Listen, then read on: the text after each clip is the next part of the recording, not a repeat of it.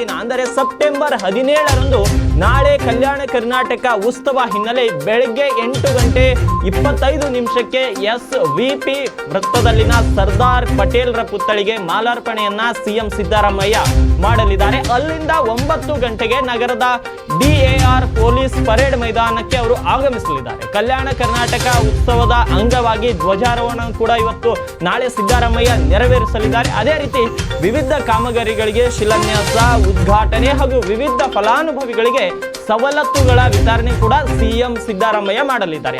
ಮುಖ್ಯಮಂತ್ರಿಗಳು ಕಲಬುರಗಿಗೆ ಆಗಮಿಸ್ತಾ ಇದ್ದಾರೆ.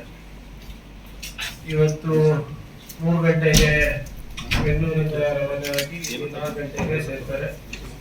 ಮತ್ತೆ ಅದಾದ್ಮೇಲೆ ಕವಲ್ಗ ಕೆ ಗ್ರಾಮ ಅಫಜಲ್ಪುರಿಗೆ ಒಂದು ಖಾಸಗಿ ಕಾರ್ಯಕ್ರಮಕ್ಕೆ ತೆರಳಿ ಮತ್ತು ಇಲ್ಲೇ ಕಲಬುರಗಿ ರಿಟರ್ನ್ ಆಗಿ ಇಲ್ಲೇ ವರ್ತನೆಯನ್ನು ಮಾಡ್ತಾರೆ. ಮತ್ತೆ ನಾಳೆ ಬೆಳಗ್ಗೆ ನಮ್ಮ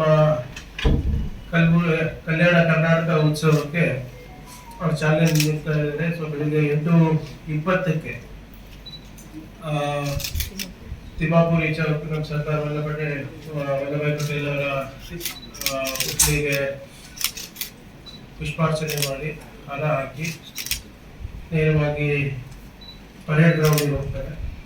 ಅಲ್ಲಿ ಪರೇಡ್ ವೀಕ್ಷಣೆ ಮಾಡಿ ವಿವಿಧ ಕಾಮಗಾರಿಗಳ ಉದ್ಘಾಟನೆ ಹಾಗೂ ಅಡಿಗಲ್ ಕಲ್ಯಾಣ ಕರ್ನಾಟಕದ KKRDBದು ಮತ್ತೆ ಸರ್ಕಾರ ಬೇರೆ ಬೇರೆ ಯೋಜನೆಗಳಿಗೆ ಚಾಲನೆಯನ್ನ ಕೊಟ್ಟು ಅದಾದ ಮೇಲೆ 4 ಗಂಟೆಗೆ ಬಹಳ ನಿರೀಕ್ಷಿತವಾದಂಥ ಸಚಿವ ಸಂಪುಟ ಮಾನ್ಯ ಮುಖ್ಯಮಂತ್ರಿಗಳು ಅವರ ಅಧ್ಯಕ್ಷತೆಯಲ್ಲಿ ನಡೆಯಲಿದೆ. ಈ ಸಚಿವ ಸಂಪುಟಕ್ಕೆ ಎಲ್ಲಾ ಸಚಿವರು ಕೂಡ ಬರ್ತಾ ಇದ್ದಾರೆ. ಬರೀ ನಮ್ಮ ಉನ್ನತ ಶಿಕ್ಷಣ ಸಚಿವರು ಮಾನ್ಯ ಮುಖ್ಯಮಂತ್ರಿಗಳನ್ನ ಒಂದು ಪರ್ಮಿಷನ್ ತಗೊಂಡು ಅವರು ಗುಜರಾತ್ ಪ್ರವಾಸದಲ್ಲಿದ್ದಾರೆ. ಸೊ ಅವರೊಬ್ಬರು ಬಿಟ್ಟರೆ ಮಿಕ್ಕಿದವರೆಲ್ಲರೂ ಕೂಡ ಇರ್ತಾರೆ. ಮತ್ತೆ ವಿಶೇಷವಾಗಿ ಉಪಮುಖ್ಯಮಂತ್ರಿಗಳು ಕೂಡ ಅಮೆರಿಕ ಪ್ರವಾಸದಲ್ಲಿ ಇದ್ರೂ ಕೂಡ ಅವರ ಒಂದು ಕಾರ್ಯಕ್ರಮವನ್ನ ಮೊಟಕುಗೊಳಿಸಿ ಅವರು ಕೂಡ ಈ ಸಚಿವರ ಸಂಪುಟದಲ್ಲಿ ಪಾಲ್ಗೊಳ್ತಾ ಇದ್ದಾರೆ. ಎಂದಿನಂತೆ ನಿರೀಕ್ಷೆ ಅಂತೂ ಬಹಳಷ್ಟು ಇರುತ್ತೆ. ಈ ಸಂಪುಟ ನಾವು ಕೂಡ ಜನರ ಆಶಯಗಳೇನಿದೆ ಅಂದ್ಬಿಟ್ಟು ಇಲಾಖೆವಾರು ನಾವಾಗಲೇ ಫೈನಾನ್ಸ್ ಡಿಪಾರ್ಟ್ಮೆಂಟ್ ಅವರಿಗಿರ್ಬೋದು, ಮಾನ್ಯ ಮುಖ್ಯಮಂತ್ರಿಗಳಿಗಿರ್ಬೋದು ಗಮನಿಸಿ ತಂದಿದ್ದೇವೆ. ಆದಷ್ಟು ಸಬ್ಜೆಕ್ಟ್ಗಳು ನಮ್ಮ ಭಾಗದಲ್ಲಿ ಕ್ಲಿಯರ್ ಆಗಬೇಕು ಅಂತ ಕೂಡ ನಮ್ದು ಇದೆ. ಆದ್ರೆ ಪ್ರಕಾರ ಆಗುತ್ತೆ. ಸೊ ಆಮೇಲೆ ನಾನು ಹೇಳ್ದಂಗೆ ಹೋದ ಬಾರಿನೂ ಕೂಡ ತಮಗೆ ಹೇಳಿದ್ದೆ, ಪ್ರತಿಯೊಂದು ಮತಕ್ಷೇತ್ರದ ಬೇಡಿಕೆಗಳನ್ನು ನಾವು ನೋಡಿದ್ರೆ ಇಡೀ ಕರ್ನಾಟಕದ ಬಜೆಟ್ ದುಪ್ಪಟ್ಟು ಬೇಕಾಗ್ತದೆ ನಮ್ಮೆಲ್ಲರ ಕ್ಷೇತ್ರಗಳೆಲ್ಲ ಇದು. ಸೊ ಅದರಿಂದ ಮ್ಯಾಕ್ರೋ ಲೆವೆಲ್ ನಲ್ಲಿ ಏನೇನು ಮಾಡಬಹುದು, ಮತ್ತೆ KKRDB ಮತ್ತೆ ರಾಜ್ಯ ಸರ್ಕಾರದ ಫೈನಾನ್ಸಸ್ ಇಂದ ನಾವೇನ್ ಮಾಡಬಹುದು ಅಂತ ಪ್ರಾಜೆಕ್ಟ್ಗಳು ಕೂಡ ನಾವು ತಗೊಂಡಿದ್ದೀವಿ. ವಿಷಯ ನಮ್ಮ ನಿರೀಕ್ಷೆ ಏನಿದೆ ಅಂದ್ರೆ ಆದಷ್ಟು ನಮ್ಮ ಭಾಗದ ಜನರಿಗೆ ಅನುಕೂಲ ಆಗುವಂತ ಕೆಲವು ಪ್ರಾಜೆಕ್ಟ್ಸ್ಗಳನ್ನ ನಾವು ನಾಳೆ ಅದ್ರ ಬಗ್ಗೆ ಚರ್ಚೆ ಮಾಡ್ತೀವಿ. ಅದ್ರ ಜೊತೆಗೆ ನಮ್ಮ ಭಾಗದ ಒಂದು ಪರ್ಸ್ಪೆಕ್ಟಿವ್ ಪ್ಲಾನ್, ನೀಲಿ ನಕ್ಷೆಯನ್ನು ಕೂಡ ನಾವು ಮಾಡಲಿಕ್ಕೆ ಇಲಾಖಾವಾರ ಮಾಡಲಿಕ್ಕೆ ನಾಳೆ ಅದನ್ನು ಕೂಡ ಚರ್ಚೆ ಆಗುತ್ತೆ.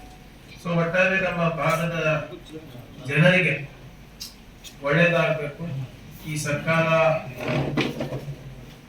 ಕಲ್ಯಾಣ ಕರ್ನಾಟಕದ ಅಭಿವೃದ್ಧಿಗೋಸ್ಕರ ಮತ್ತೆ ಈ ಭಾಗದ ಜನರ ಏಳಿಗೆಗೋಸ್ಕರ ನಿರಂತರವಾಗಿ ಸತತವಾಗಿ ದುಡಿಯುತ್ತೆ ಅಂದ್ಬಿಟ್ಟು ಒಂದು ಪ್ರಾಮಾಣಿಕ ಪ್ರಯತ್ನ ನಾವೆಲ್ಲರೂ ಸೇರಿ ನಾಳೆ ಮಾಡ್ತಾ ಇದ್ದೀವಿ. ಮತ್ತೆ ಮತ್ತೊಂದು ಕ್ಷಮಿಸಬೇಕು, ಇನ್ಕ್ಲೂಡಿಂಗ್ ರಿಕ್ರೂಟ್ಮೆಂಟ್ ಬಗ್ಗೆನೂ ಚರ್ಚೆ ಆಗುತ್ತೆ.